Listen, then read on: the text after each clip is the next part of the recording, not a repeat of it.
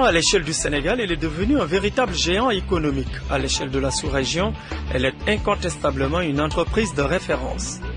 Partie du téléphone fixe il y a à peine 2 décennies, Sonatel s'est muté en un groupe, exploite le mobile, l'Internet et les réseaux d'entreprise, pèse 250 milliards de nos francs, investit à tour de bras et distribue des richesses à toutes les composantes du pays. Aujourd'hui, des crochets sont combinés, joindre le bout du monde et même surfer sur l'Internet est devenu un geste naturel presque dans n'importe quel village du Sénégal. Mais pour en arriver là, il a fallu que des hommes se battent, qu'ils acceptent d'incarner les visions d'un management avec audace, anticipation et réalisme, une bataille qui était loin d'être gagnée. Il y a 30-35 ans, mais ce n'était pas du tout évident de convaincre les gens que les télécommunications étaient absolument nécessaires au développement. L'histoire commence dans les années 80. Le téléphone est un outil totalement désuet. Les centraux fonctionnent avec une technologie dépassée. Les abonnés doivent se battre pour obtenir un service minimum, la tonalité, une ligne, le relèvement d'un dérangement. En 1985, un abonné qui tombait en dérangement pouvait mettre 15 jours à peu près sans être réparé. Et aussi, un abonné tombait en panne 2 fois dans l'année, en moyenne. Et les réseaux étaient saturés. Donc, qui dit réseau saturé, dit un délai de raccordement très très long. Donc, un abonné qui demandait le téléphone mettait à peu près plus de 6 mois avant d'être raccordé. Pour avoir la tonalité au Sénégal, je me souviens, vous prenez votre appareil, vous le posez, vous attendez. Quand la tonalité arrive, vous dites j'ai la tonalité. Vous courez comme quelqu'un qui puisait l'eau dans les grands puits, les anciens puits là. Quand l'eau s'est puisée, vous attendez que l'eau arrive pour puiser l'eau. À l'époque, c'était des câbles en plomb. Donc, un câble en plomb est isolé à une isolation papier. Donc, qui dit isolation papier, à la première pluie, si ça prend l'eau, c'est tous les clients qui tombent en panne. À ce retard technologique vient s'ajouter une faiblesse ou une absence totale des procédures, certains manques de professionnalisme des hommes. L'État ne connaît pas ou ne croyait pas aux télécoms, surtout tenus par des nationaux. Le téléphone, à l'époque, quand je venais d'arriver, les gens ne nous demandaient pas la qualité. C'était un téléphone pour le gouvernement. Donc, on était des fonctionnaires, on montait, on essayait de faire le travail pour que ça marche, mais on ne nous demandait pas des comptes. Est-ce que l'abonné a ceci, l'abonné a cela? Et pourtant, le 5 avril 1972, le président Senghor inaugure à Gandoul la première station de télécommunication par satellite du continent noir. Elle véhicule le téléphone international, le téléx et la télévision. Suivront la mise en place des premiers câbles sous-marins et l'automatisation des liaisons téléphoniques internationales en 1977-1978. Elles sont gérées par Télé-Sénégal, une belle vitrine internationale pour l'époque qui s'arrête toutefois aux portes de Dakar. Télé-Sénégal s'est rapidement développé, mais le réseau international, le trafic du réseau international était étouffé, étranglé par l'état de délabrement du réseau intérieur.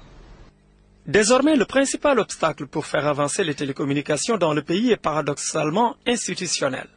La structure, l'organisation, le statut de l'entreprise qui était chargée des télécoms et qui était à l'époque l'OPT, l'office, n'était pas adapté. Il y avait des hommes compétents qui en voulaient, des patriotes, mais qui n'avaient pas les moyens, aussi bien organisationnels que financiers, pour développer le réseau. À la croisée des chemins, le Sénégal doit désormais assurer sans se tromper le meilleur avenir à ses télécommunications. Nous avons arrêté le principe de faire des journées d'études. Des journées d'études sur le secteur de télécommunications au Sénégal, qui étaient gérées dans 2 structures, l'Office des postes et télécommunications et Télé-Sénégal. Sans attendre, l'administration des postes et télécommunications décide la réhabilitation du réseau de Dakar et crée l'agence régionale de Dakar. C'est la naissance du premier projet structurant du réseau de la future Sonatel. Il va coûter 16 milliards. Et nous savions donc que nous perdons des recettes énormes. Mais nous savions aussi que si nous réalisions rapidement les projets qui étaient prévus au niveau du réseau intérieur, ça veut dire le changement complet du réseau de câbles, l'introduction du numérique, qu'à la mise en service de tous ces projets, il y aurait une explosion. J'ai élaboré donc avec mes collaborateurs un plan d'intervention pour redresser le réseau. Il nous fallait une douzaine de véhicules équipés. Et là, il n'y avait que Télé-Sénégal qui était en mesure de sortir de telles sommes immédiatement. Et ceci a été fait en moins de 3 semaines. Hein. Nous avions pratiquement tous les véhicules sur place. Nous avons découpé Dakar en plusieurs zones.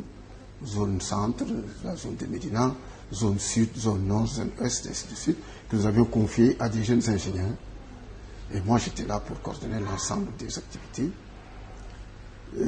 avec mes équipes. Dans la foulée, l'État tranche le débat sur l'avenir des télécoms et décide la création d'une seule et unique entité regroupant et conjuguant les activités de toutes les télécommunications du Sénégal. Les ingénieurs ont proposé de scinder l'OPT en 2 entités.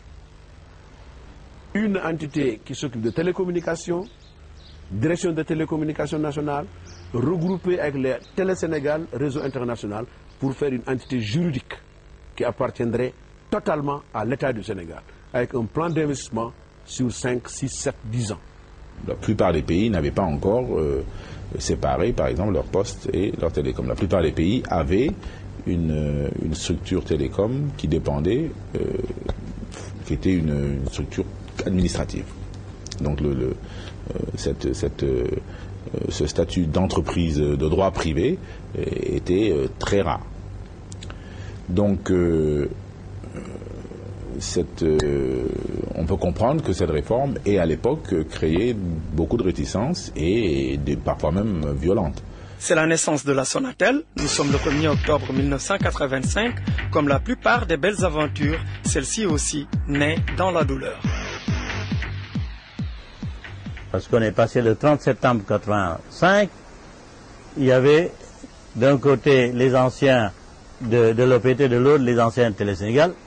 1er octobre 1985, 8 h du matin, j'ai réuni le personnel cette fois-ci de la Sonatel. Près de 2000 personnes qui sont venues là nous rejoindre les anciens de Télé-Sénégal. Et la gageure, c'était comment, grand Dieu, en très peu de temps, parce que j'étais pressé, j'ai toujours été pressé, parce qu'il fallait être pressé pour suivre l'évolution de la technologie, comment mettre ensemble ce monde-là, comment faire partager ma vision, ma passion. D'abord, on y va dans la théorie simple, tout ce qui se fait sans toi est contre toi. D'abord, c'était pour amener les autorités à négocier avec nous et à nous associer dans les grandes réformes de l'entreprise. La Banque mondiale elle-même était sidérée de l'audace du gouvernement du Sénégal. Elle avait proposé une période transitoire de 4 années avant de faire la réforme, avant de faire la séparation. Donc créer une société nationale des postes et télécoms qui recevrait une subvention de l'État de 12 milliards. J'ai dit non. C'était une entreprise qu'on pouvait qualifier avec 2 esprits, encore 2 esprits, parce que ceux qui venaient de l'ex-OPT étaient traités comme des immigrés. Le management qui entourait le DG était soumis au directeur et non pas aux causes de l'entreprise. Le débat ne s'était pas installé dans l'entreprise.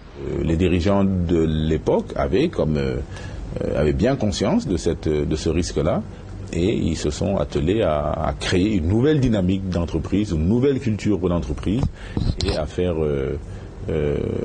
vivre un esprit dans un corps.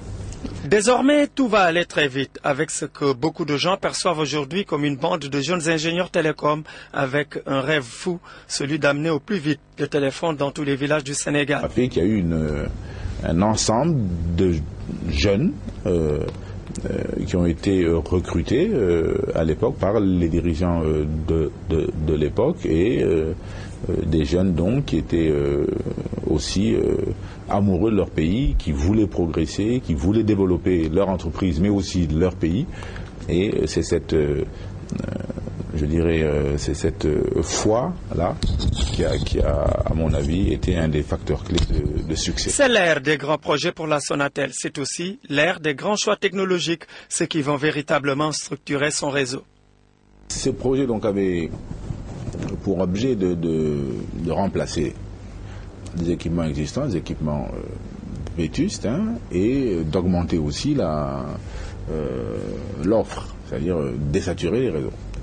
Aujourd'hui, on dépense à peu près, on investit des sommes considérables, mais ça représente, en termes de chiffre d'affaires, ça représente entre 20 et 25% du chiffre d'affaires. À l'époque, c'était 50-60% du chiffre d'affaires. Pour le Grand Dakar, premier projet à devoir être achevé par Sonatel, l'objectif est ambitieux. Faire baisser le taux de dérangement de 70% à 5% en reprenant tout le réseau de Dakar.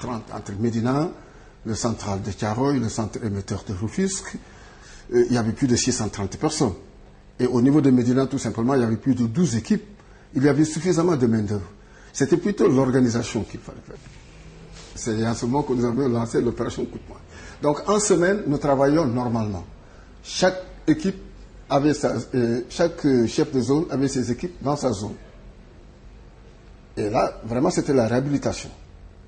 On commençait à 7 h du matin, on arrêtait à 20 h. Et le lendemain, on reprenait. Jusqu'au samedi.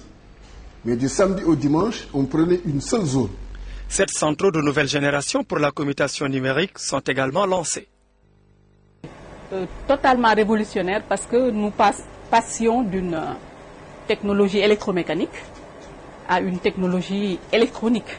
Le pas en lui-même, la technologie électromécanique essentiellement basée sur des relais et du câblage, parce que là, la programmation se faisait fil à fil.